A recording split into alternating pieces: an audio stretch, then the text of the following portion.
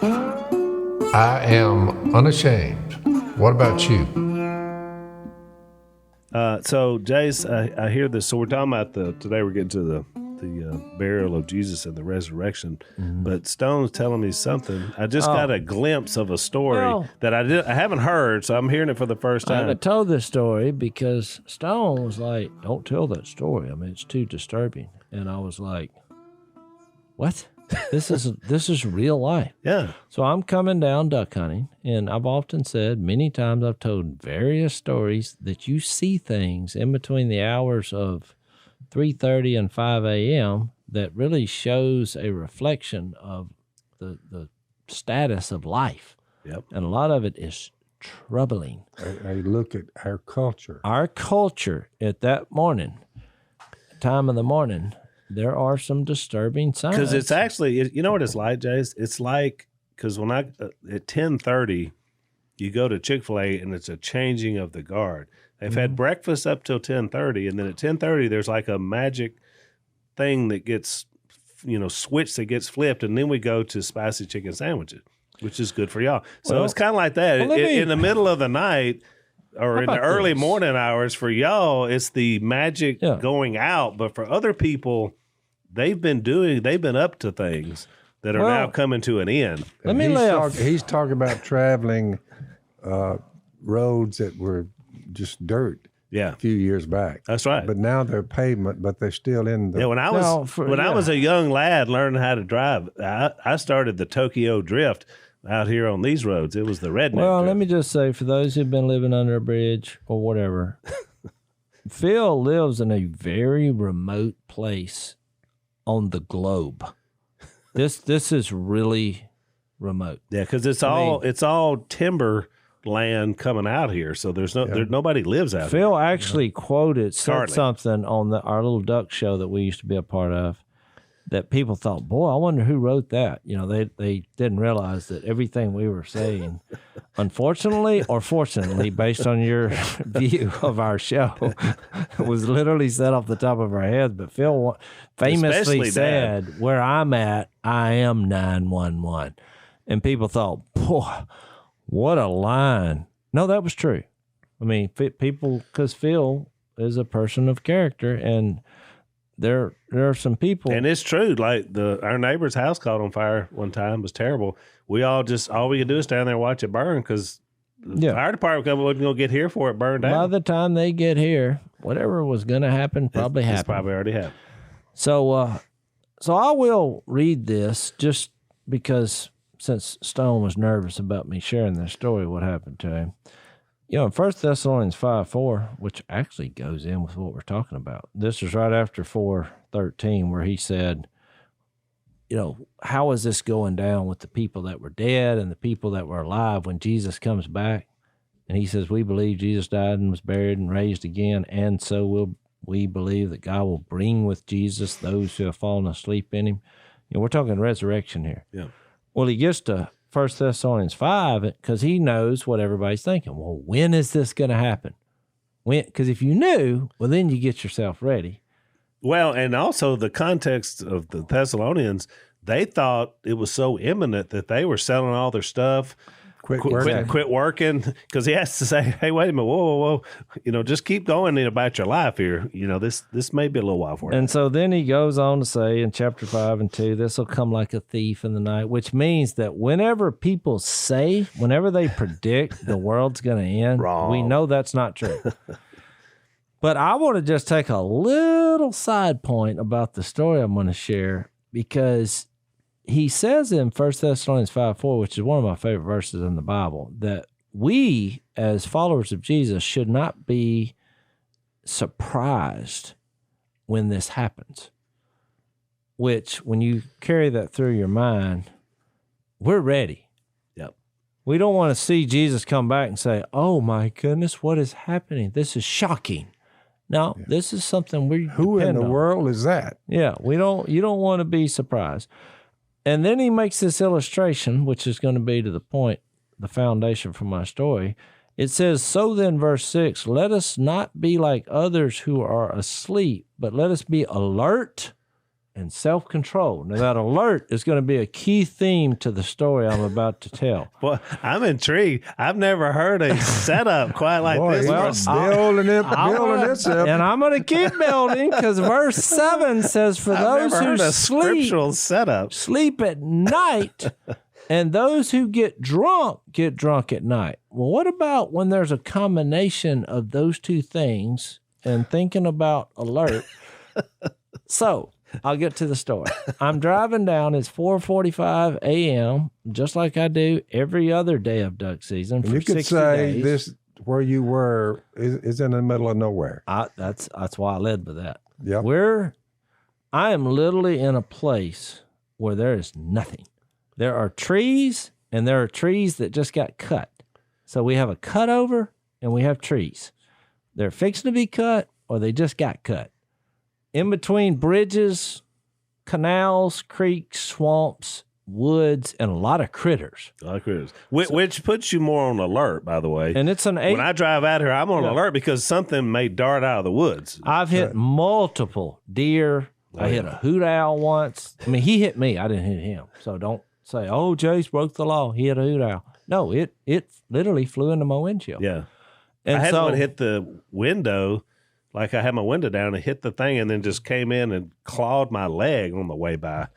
So there's an 8-mile stretch when you head to my dad's that is filled with carcasses and vultures. Yep. That are ready to, it's like you're seeing the food chain and the cleanup all at one We thing. call it carcass lane because the rednecks like to throw out their deer carcasses. So I'm in the middle of that area. And I get a phone call at 4:45, which is unusual because most people are sleeping. Well, it's Stone. And he says, I'm going to give you, and I quote, I say, yeah, because I'm wondering, I'm thinking he's overslept and he's going to be late because that's really the only time you get that call. But he said, I say, yeah. He says, watch out for that body in the middle of the road. I said, so what would you say to that? I said, come again? Well, you would say come again. I said it frustratingly because I didn't know what that meant. Yeah. So I said, what kind of body? I said it like that. And he said, in this manner of speaking, human. So I just hung up. Because I thought, watch out for that body. Watch out for the human body. 30, and Jay says, the body. I hung up. So 30 seconds later, because now I'm looking in the road, which he didn't know where I was at. And I didn't know where he was at. But now I'm almost most here. People would have had that conversation. I know. I mean, I probably should have. But how do you explain in that stretch? Because up until this point, I haven't seen a body in the road. I would have remembered that. So I'm almost here. I mean, within a few miles. Yeah. So I start looking. 30 seconds. I see something in the road. Big. And I thought, well, that can't be a human body. That's too big. And it was in the middle of the road, as in I'm slowing down because I would have hit this, whatever this is. And this is not a standing body. No. And so as I slow down, I thought, there's a human laying in the road, across the road, head where the lines would be in the middle, feet on Probably on better the side. say a human lying in the road. Lying in the road, my bad. So For our vocabulary lessons. Just, English major, I know. I'm caught up in the hysteria of what happened. So I ease around the body in the road because it was a human. And at that moment, I felt compassion. I thought this body was dead because it was face down in the asphalt with kind of arms outstretched. So I called Stone back. And because I was going to say, I'm fixing to see if this body is alive. But as I'm pushing the dial, I see the truck coming and I'm looking, I'm like, oh, because it's hard to turn around there. Yeah. There's nowhere to turn around. So he said, watch out for the body, and he had to find a place to turn around. He's coming back. So I was like, perfect. So he come up beside me, and he's like, what do you think? And I said, I don't know. So he called 911. So now he's on the phone with 911. And I hear him now, because now I've just turned around in the ditch, and we're both got our headlights on this human body. Well, And you're thinking he's dead. I mean, Al, I'm like 99% sure he looked dead. Okay. I mean, who would do this? Because there's no civilization. And there was no vehicle. There's no house. There's no and I'm looking at all this. I got a spotlight that I use for duck hunting, and because I'm looking in the bushes thinking, I've seen enough movies to think, okay, this is the beginning of a horror movie. Yeah, I mean, I have located my pistol. I haven't drawn it, but I know where it's at. And because I thought it could be people in the bushes saying, "Oh, I'm hurt," and then you get out. I mean, we've seen those. I mean, that was in the back of my mind, but I'm thinking somebody has either dumped this body or hit this body. But and by the way, it's on Carcass Lane. Is that on that side? No, but it's in the general vicinity. Okay. And so, but I started assessing the situation as he's talking, and I'm like, there's nobody in the woods because I lit them up with this spotlight. There's nobody out here. I see no blood. Now I see no movement, but I see no blood. Yeah. And I looked at his feet. He was bare feet, and he had pajama pants on, and just like a regular shirt, but the pajama pants were kind of pulled down a little bit, and so it's like you see his midsection was just exposed. Yeah. Which was troubling, but I thought, there's no blood. I see no wound. And then his feet looked real dirty, as in he'd been walking on the road. And I thought, maybe he just collapsed. So then it hit me to do what I should have done first. I went, hey! I hollered, I mean loud. Well, when I hollered, Jay went, there's movement, because he kind of moved his head. And Jay's like talking to 911. He's alive. And then I heard Jay say, but he's not looking real good. And that's what I was thinking. So then the guy puts his arms behind him, because you got to remember, we're up on pretty close to him with our headlight. And I noticed this position. Yeah, it's the handcuff position. I said, he thinks we're the law. So that made me think he's probably been up to no good. Because, I mean, it's possible in this particular scenario. I mean, I'll just put myself in this situation. If I've decided to take a rest in the middle of the road, asphalt, my first inclination... You need to be over in the tree line in the ditch. It's not funny. This is not funny, but everybody live. Now that he's alive, we can laugh. We can laugh about it. But my first inclination, if somebody hollered at me, would not be to assume the handcuff position. That just wouldn't happen. That gave you a little information on where this possibly could started. That's what I thought. So then I thought, okay, we have either drunkenness, drugs, or mental problems. Yep. One of those three things, I don't know what else we could have here. And so I said that, and Jay was relaying that to the 911. Yeah. Is there movement? Yeah. Is he coherent? No, he's not coherent. He tried to lift his head. So then it got into the back and forth of, what's he doing? Do you feel safe? And Jay Stone said they told him to wait right there, and he said, look, I got decoys to put out. No, here's what happened. Stone said, do you want us to wait till you get here? And they said, we don't care what you do. We're coming. So I think they thought, because you say that, Jay said, well, that seemed a little, impolite of me. And I was like, well, no, they're thinking, what? There's nobody out there except y'all. Y'all are going duck hunting and this fella. So, well, and the other luckily thing is, for us, hang on, let's take a break.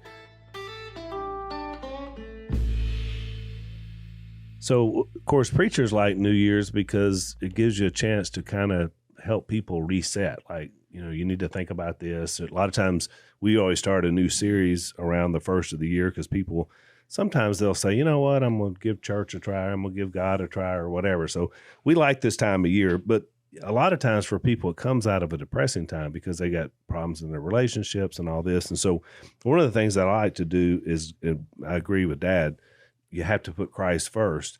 But sometimes, sin gets in the way and people have a lot of problems. Phil is right, because Jesus is the same yesterday, today, and tomorrow.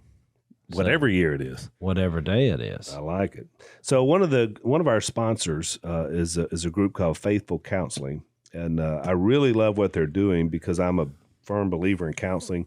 We have done a lot of counseling, but we're not trained counselors, and these people are. They're licensed therapists. They have over 3,000. They're spread across all 50 states. You can go by text or chat or phone or video. So there's a lot of different ways to connect with these folks, and sometimes you can't find a good counselor in your area, which I understand.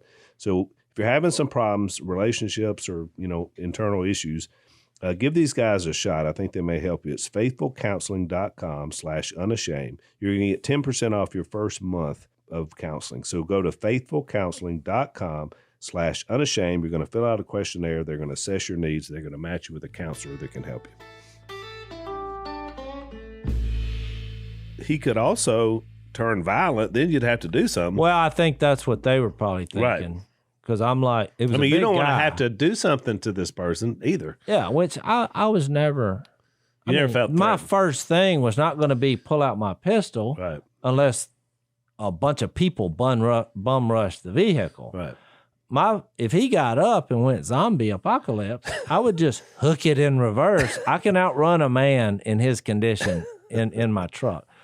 And so they said, we're on the way. Long story short, ambulance comes. He never looked like, oh, I fell asleep in the middle of the road. So he had had a bad night. But I was telling Stone, I was like, no, the reason you tell this story is if you have a drinking problem or a drug problem, you don't want to end up in asphalt sleeping where there's just all these critters that most of the time when they see a body laying in the road, they're like, here we go. Because I was thinking more like that. Especially in this area, yeah. I mean, yeah. We got bobcats over there in the ditch saying, what do you think? Yeah. So, that's where it leads. But I thought to myself, this could be the bottom. Sure, we could have just kept going, but I'm like, here, this human being here. Yeah. We got to stop our life, and maybe this will be, a point where they can get their act together. Some sort of because it seemed kind of I'm just guessing, but if you're laying out in the middle, literally the middle of nowhere, in the middle of the road, and there's people driving by, there's some changes that need to be made. It's a dangerous spot. Yeah. To lie down. Yeah, exactly. Well, that's the old Good Samaritan story. He was really fortunate that y'all were the ones, because there's some people driving around out here at 4 o'clock in the morning. Next car could have hit him. It would have hit him because they'd have been high on meth or something. And we know there's a lot of that going on too. So he's fortunate it was you and Stone that found him and to be alive. Yeah, exactly. You talk about so it was killed. a happy ending because the person, the last time we heard is, okay, at least he's going to get checked out. And because that's what I'm saying. I've heard a lot of people get up and give their testimonies or whatever, and there was a story like this that was in there, know? That's right. So I always remember that Trent Langhoff, one of my good friends who's now out at Colorado Christian University. He's so educated and he's so articulate and he loves Jesus and he has a beautiful family. And one time he was homeless in New Orleans and had a drug overdose that put him in the hospital. Yep. But he fell out and he was lying in a road down in New Orleans, which is the only thing worse that I could think than being out in this cutover. That's right. But here you look at him now. So I thought, I think it's worth telling just to say, that's the kind of stuff that's going on. That's right. Mostly at night. That's why that 1 Thessalonians 5 that said that. It said those who get drunk, they get drunk at night. And we were just seeing the end of a pretty rough night. Yeah. Because he had to have walked miles to get to this spot. Which is why I said when I saw his feet, I was like, he's been walking a ways. Yeah. And wasn't real sure where he was headed or where he was going, and just so yeah, that happened. But it also made me, realize that story. I thought of that parable myself. Yep. I was like, once we knew it was okay, then it kind of became a little humorous, but it really not funny. No. This is a human being, and we all. It's really sad. Yeah, it's sad. It's a sad story. But hopefully, you're right. It'll have a good ending if this person realizes it. How sad his life really is. But to the Good Samaritan story, the person in the story, because this was a guy that nobody wanted to deal with either.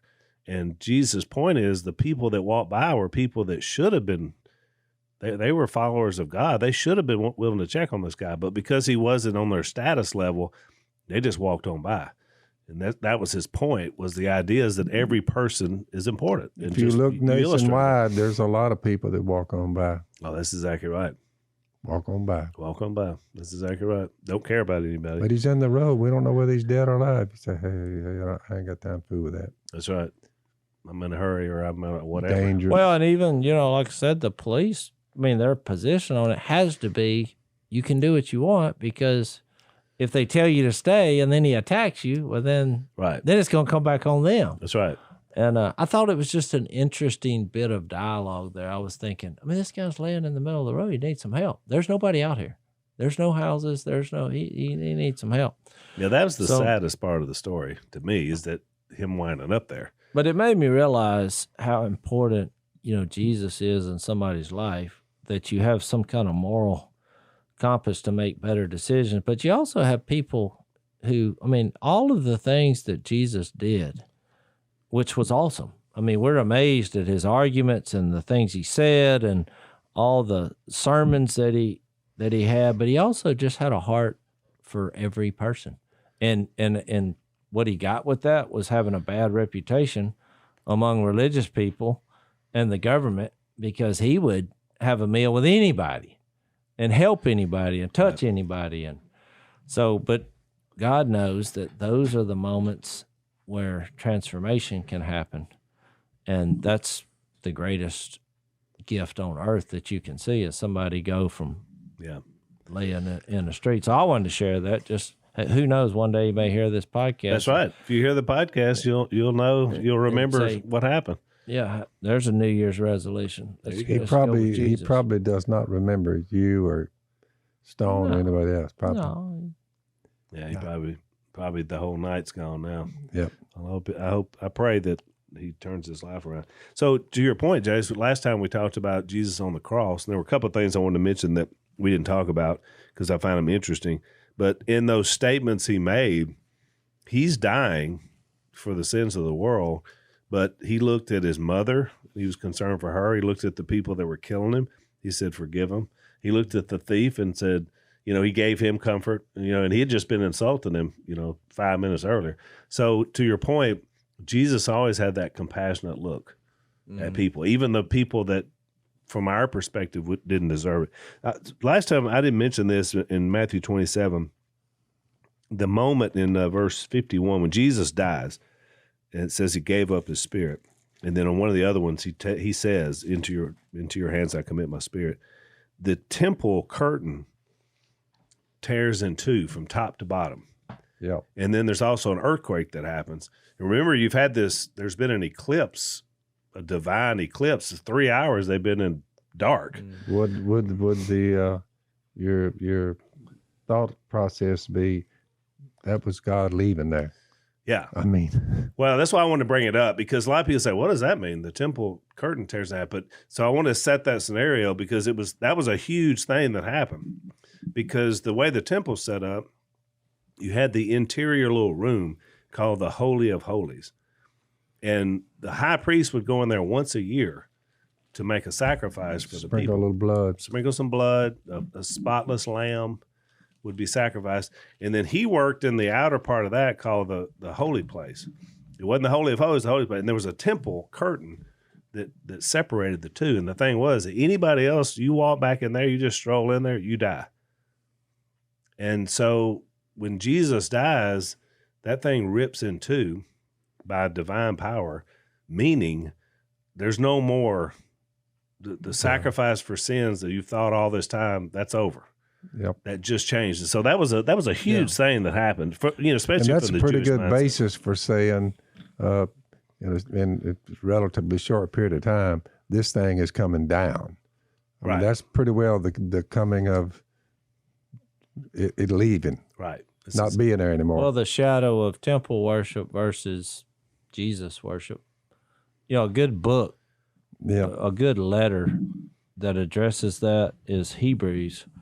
And in Hebrews 13:12, after it gave the analogy in verse 11 about the high priest carrying the blood of animals into the most holy place as a sin offering, but the bodies are burned outside the camp, which would be their way of worship, just to push their sins forward, another year. And we know Jesus did it once and for all. He says that in Hebrews 9. But in verse 12 it says, and so Jesus also suffered outside the city gate to make the people holy through his own blood. Let us then go to him outside the camp, bearing the disgrace he bore. For here we don't have an enduring city, but we are looking to the city that is to come. But it made me think about this fella in the road. We call 911 when I don't know who initiated the thought, but when we say when somebody's a danger to himself or others, well, you call 911. Even humanity recognizes you've become a danger to yourself or others. You're in the middle of a highway. But when you think about what Jesus offers and that he loves everyone, I mean, we're all dangerous to ourselves and others outside of him, looking at it from an eternal perspective. Yeah.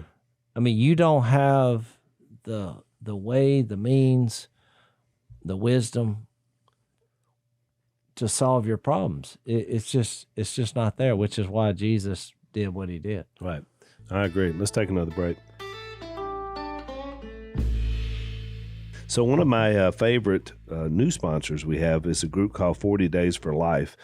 And as y'all know, Lisa and I are super heavily involved in the pro-life movement. Part of it's because of our own testimony and Lisa's story, but we've just met some amazing people. And as Jase has mentioned before, to fight for the life of the unborn, I can't think of a better fight, because who's there to fight for them, right? Just as a human. Yeah, because you're not even safe in your mother's womb. So they've written a new book. It's called What to Say When, the complete new guide to discussing abortion, because a lot of people find themselves being pro-life, but they're not sure how to defend, because these people come in with these arguments. They come up with these fancy ways to put it, but it's just killing babies, but they've got all the terminology. So these guys have written a great book. They've done work, and they're now in over 1,000 cities in 65 countries. They hold peace vigils, sometimes outside of abortion facilities. They've helped 221 abortion workers leave not only that, but also come to know Christ, which is pretty incredible. So there's a great group. I love them. What to Say When, the complete new guide to discussing abortion, how to change minds and convert hearts in a brave new world. So check them out. They're on Amazon, or you can go directly to 40daysforlife.com. So it's 40daysforlife.com. Go to Amazon, buy the book, and get in the fray.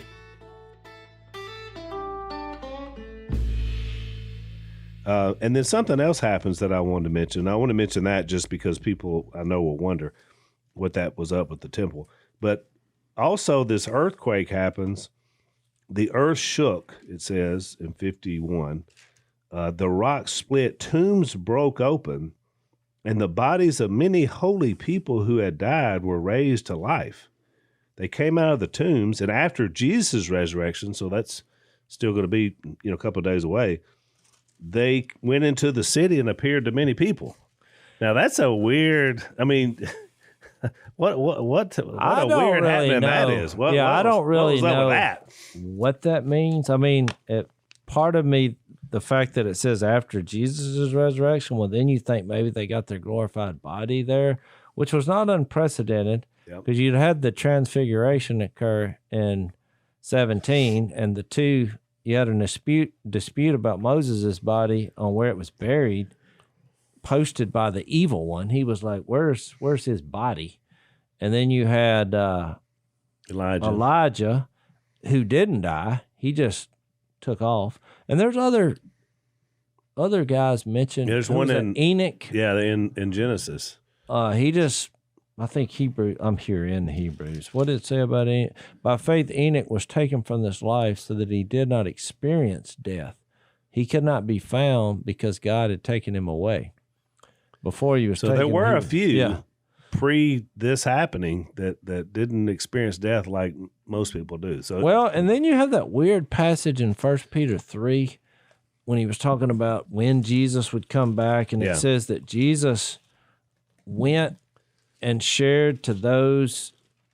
Should I just read it? It said, let's see. 1 Peter 3, it says in verse 18, Christ died for sins once for all. So this is the same time frame. The righteous for the unrighteous, to bring you to God. He was put to death in the body, but made alive by the Spirit, through whom also he went and preached to the spirits in prison who disobeyed long ago when God waited patiently in the days of Noah. I think the timing is right for that, because some were resurrected and impossible. I mean, I didn't read that out of a book somewhere. I read that, and I've read where. Well, that's why I wanted to bring it up, because it's just tombs. It's intriguing. I mean, they either were like Lazarus, who they were raised and then they died again, or they were like Jase is describing. They were actually glorified and then I guess left. They're not still here, so they didn't stay. If they were raised glorified. I mean, if you read all the passages that talk about that, you remember Paul's vision that seems to be about himself. Right. In Corinthians, where he knew a guy that was called up to the third heaven, and he saw things that that we can't speak of. And when you put all those together, what you conclude is we don't know outside of the physical world and our senses. Right. What the heck's going on? That's and anybody who claims they do is probably making money reading people's palms or whatever. And I'm not saying there's not something to that, because there seems to be, since the beginning of time, the idea of witchcraft and demon possessions and voodoo and all that kind of spiritual world. But based on what I read, this doesn't make me scared at all. I just know that Jesus has the power to raise dead bodies, and people that were dead, he can bring them back to life in a real meaningful way. And it, in Acts 1, it says Jesus himself. And most of these other things that you see, nothing's ever proven. Right. It's like I hear a voice, it's telling me, but it's most of the stuff you hear on the psychic hotline and all is something that a pretty good con man could pull off. Not saying that it's not happening, but there's a big difference in resurrecting people and my grilled cheese sandwich looked like Jesus, Well, right. I mean, Or a cloud. I've seen people do that. They send you an email and there's a cloud and they're like, look, see? And it's like the cloud is the shape of like the gospel diagram. Right. It's like trying to tell us something. I'm like, well, he already did tell us something, just in black and white and red in the Bible. But like all of us, I hear things that I think, I don't know about that. But I know, because I read passages like this, that anything is possible. I mean, God could decide to do whatever he wants to do. If he wants to bring people back to life and then they die again. I think as humans, people try to come up with something extra that's not in here. But there's nothing extra that you're going to come up with that God didn't solve. Yeah. When he says he took care of, all of the issues, there's nothing. If you live forever with God, what else is there? That's right. If you have all your sins removed and you're resurrected and you're going to live forever with a forever family, what else does he need to tell you? That's pretty well covered. I mean, that's the basis for everything, right? You're exactly right. So and we get to 57 and in Matthew 27, and so Jesus has died. All the prophecies have been fulfilled, that because his legs weren't broken where the other thieves were, which, by the way, the reason they did that is because when you crucify someone, you don't really kill them by the nails and all that. They asphyxiate. They can't breathe. So that's how they die. So what they would do when they got ready to be done with them, if they're still alive, they break their legs where they couldn't push up and get a breath. Mm-hmm. And so they went out to do that because they want to wrap this thing up, but Jesus was already dead. So that, of course, you remember this, one of them stuck a spear in his side and said just, water and blood flowed out of it. And so Jesus was already dead in this moment. So they take his. Well, I was just going to say one thing before we moved on from that. I mean, because the physical world was kind of turned upside down. I mean, in that you had the curtain being ripped and you had the earthquake.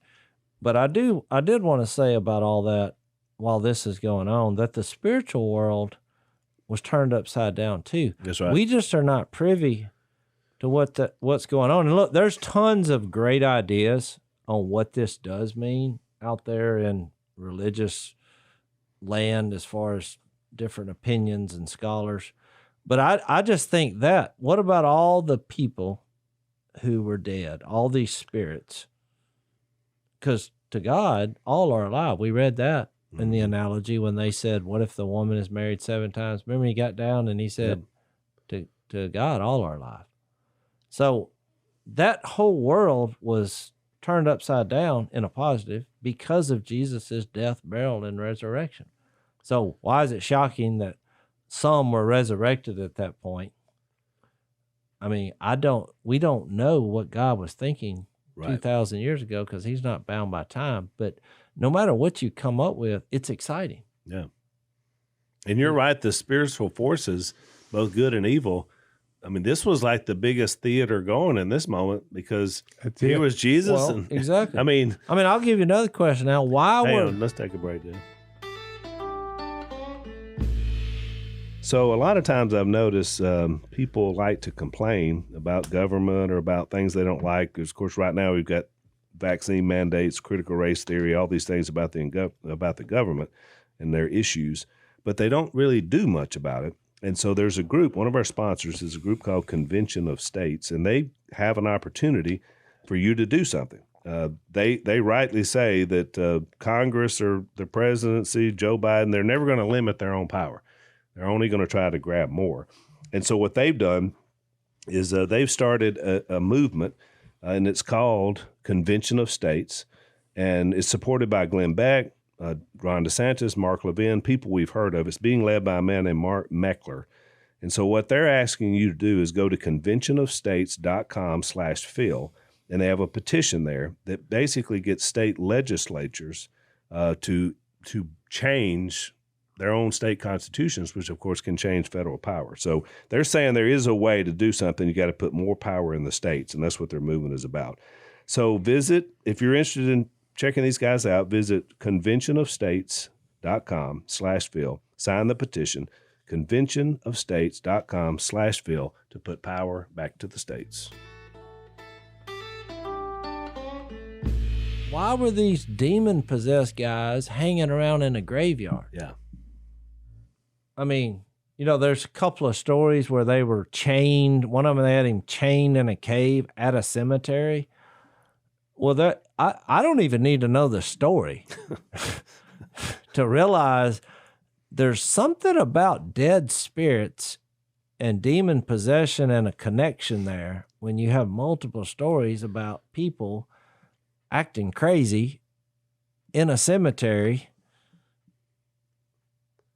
and having to be confined. I mean, and then here's Jesus having the power to do that. Plus, how many times over the course of the 4 Gospels is for 3 straight years, every time Jesus goes into a new village, it says he healed people, he cast out demons. So, I mean, there was so much demonic activity going on, to your point.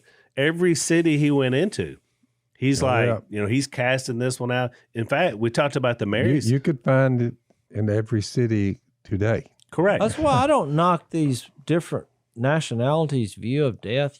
Some, like in the Native American world, there's certain things and certain rituals were meant for the death. And, you have these, there's not a Western that goes by that you don't, they wouldn't even walk through the burial ground with all this. Well, that's real. I mean, that's coming from a place of, we realize that just because your body's dead, it's not over. That's right. And Jesus is the only one who had the power to address that world. And I think that gives me comfort to know that I don't know how many people there have been on the earth since the beginning of time, but it's a big number. And when I die, we tend to, as humans, think, well, nobody's going to remember me, or I'm lost, or based on what I'm reading, God is fully aware of every person, dead or alive. Mm-hmm. Oh, yeah. And you think about it, Jase, a movie, how many movies have been made about this idea about people coming back? Remember Poltergeist, it was a big hit because they had built this subdivision on top of an old Indian burial ground, so they sucked the little girl in through the TV. Oh, yeah. Remember that? And then they're kind of coming out of the ground, and, of course, there's casting out. Well, you remember Eastwood, he rode into town, and he made them all, he took all the people that were insignificant and put them in charge, and painted the whole town red. And put hell on it. And put hell on it. And then they had a big gunfight, and all the people with bad hearts got killed. And then he rode off and disappeared. He came back from the dead. The whole movie, that's what it was about. They just it was made the spirit of the old guy they had killed, and he came back as a bad dude. Because we all have a sense of there's something going on here. And you didn't have to read the Bible to get that sense. It's just the nature of being a human. And where did all of this come from in each and every different culture? They all have their certain thoughts on it. But I'll tell you this, of all the stuff I've read, seen, and respect other people's view of it, I like what the Bible tells me about how Jesus viewed it the best. I mean, if you just look at this as a story, to me, this makes the most sense. It does. No doubt. And I think about that movie, Jase, the name of that was so whoever come up with that, High Plains Drifter. Yeah. The idea is we don't know who this guy is, but he's coming from some higher plane somewhere. When he rolled into Seaside. That last tombstone, when they rode by, it was that guy that they had horsewhipped to death. Yeah, that's out right. there in the street. Yeah. Yeah, it was actually him. He just came back. Yep. He just came back and made things right. That's pretty good. So in verse 57, they take his body down, and there's a guy, Joseph of Arimathea. And if you read all the other Gospels, you kind of put all the puzzle together on who he was. He was a member of the High Council, which meant he was a part of the Sanhedrin. But then one of the books says that, of course, he didn't agree with what they did because secretly he was a follower of Jesus. And so he went to Pilate. He asked for Jesus' body. Pilate says it can be given to him. Joseph took the body, wrapped it in a clean linen cloth, placed it in his own new tomb, because he was a rich man, that he had cut out of the rock. He rolled a big stone in front of the entrance, and there were the Marys. And then we know from John 18 that Nicodemus was with Joseph of Arimathea, and he was, remember, the Pharisee that Jesus had talked to. Which is really an awesome transformation, talking about transformation of someone's life. It didn't share how it happened. He meets Jesus at night in the early chapters of John in chapter 3, and now here he is trying to take care of Jesus's body in the end, which would be embarrassing for him. Well, I mean, it's against the law. I mean, like, in his position, you wouldn't go anywhere near a dead body. No. I mean, that makes you unclean. This guy. Exactly. Claiming to be the Son of God. What I love about Jase is these two guys have been a part of the whole thing, but in their hearts, they've really come to faith in Jesus and who he says he was.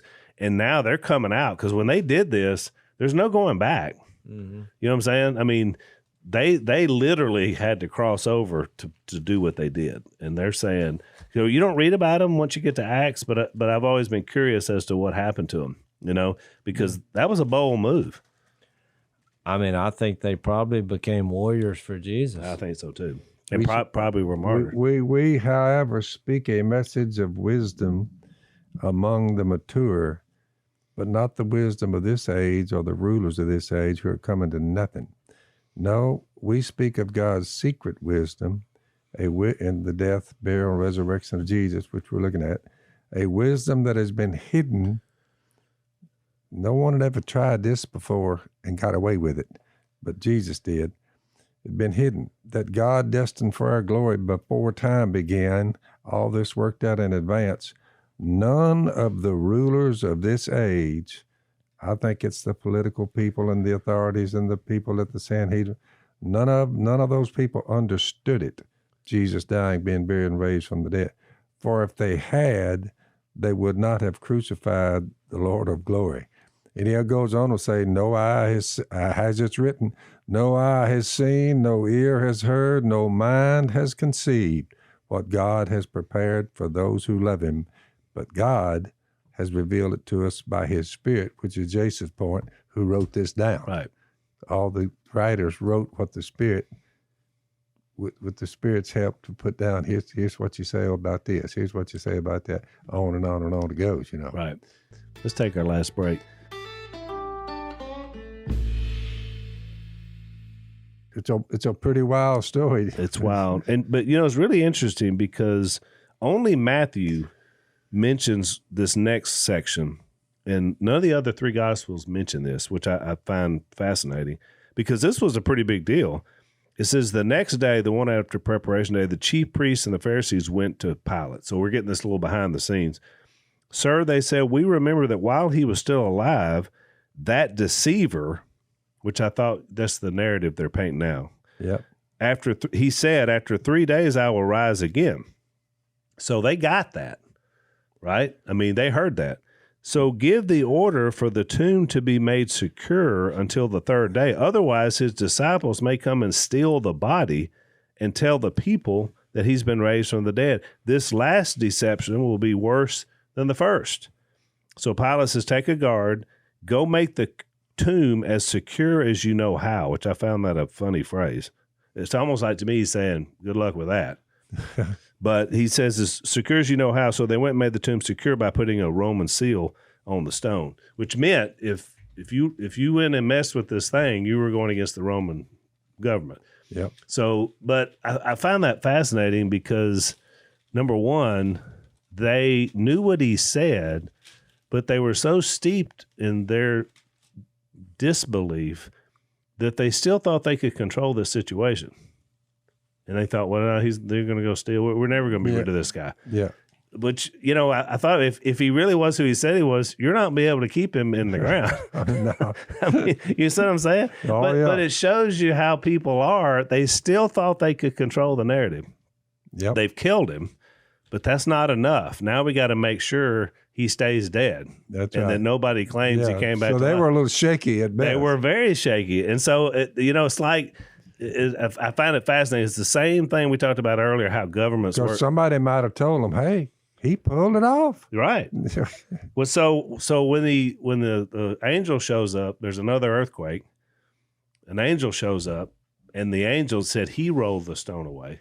Mm-hmm. And sat on it. And sat on it. I like it. I do too. It's almost like, because you remember what Jesus said, I could call legions of angels. But that's why it only took one. Yeah, that's why, Al, that Acts 1 mentions, when Luke wrote that, he makes sure, he said he spent 40 days convincing them that he was alive. Right. I mean, he just didn't hit the road.